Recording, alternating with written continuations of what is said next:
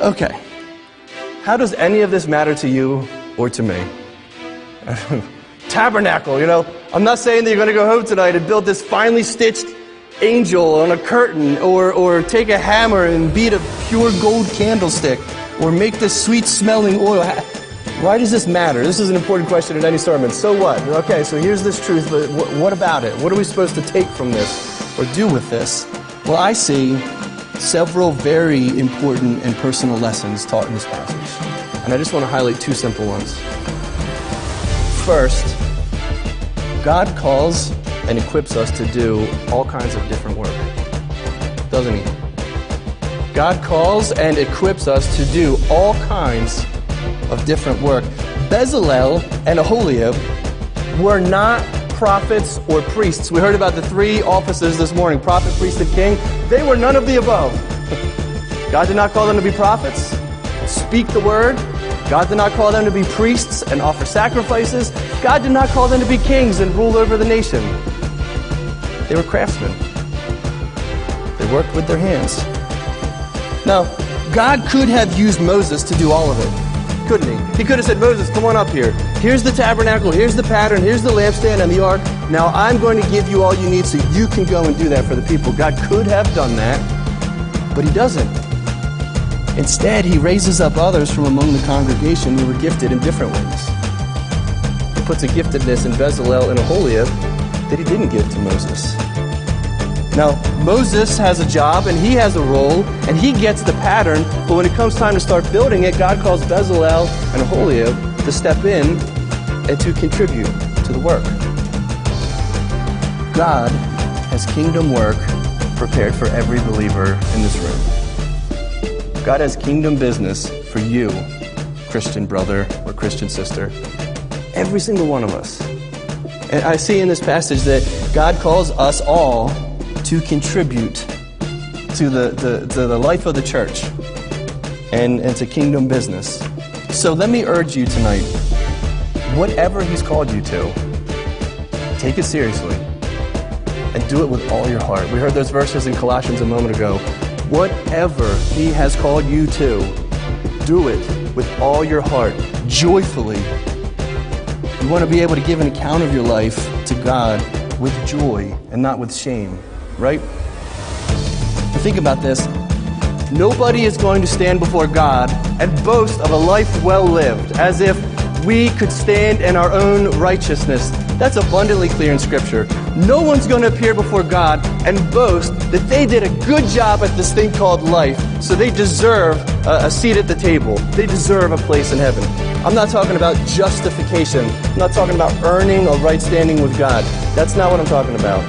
Listen to what Paul writes to the Corinthian church. I was smiling in Sunday school this morning because I knew I was going to get here tonight. Paul says, to the Christian believers, we make it our aim, whether present or absent, to be well-pleasing to him.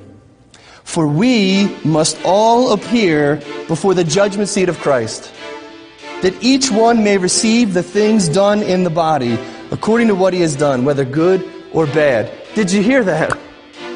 There's two important things I got to emphasize from what Paul just said in Corinthians. Number one, we can live lives that please God on this side of eternity. We can live life in such a way that God is pleased with our actions. Now, again, I want to emphasize, these words in Corinthians are written to born-again Christian believers. If someone does not trust in Jesus Christ, the Bible says that they're in the flesh, and those who are in the flesh cannot please God. I'm talking to the church. I'm talking to people who love and trust Jesus for salvation. To you, it is possible to live in a way where God is well pleased with you. Remember the testimony that Enoch had in the Old Testament? He was translated. He walked with God, and God just snatched him away and took him up to heaven.